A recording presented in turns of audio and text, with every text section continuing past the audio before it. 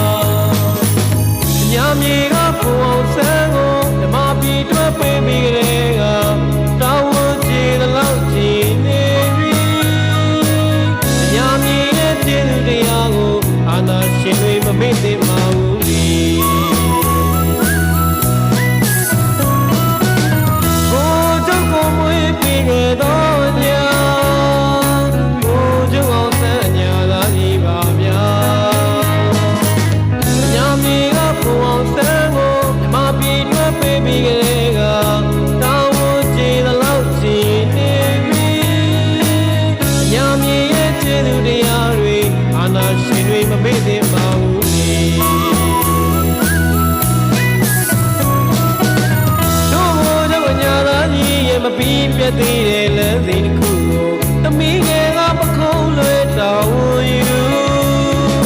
လောက်ကျစတဲ့ဖွားကိုတော့တဲ့ချင်းရုံချင်းရုံသမီးကိုပန်းကတာ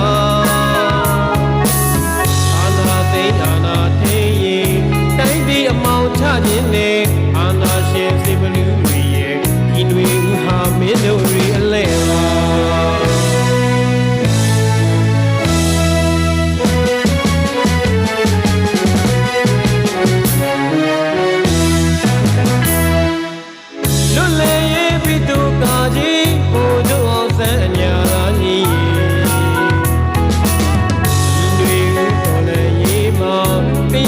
ကချင်းချင်းနဲ့မူမမရခိုင်ရှန်က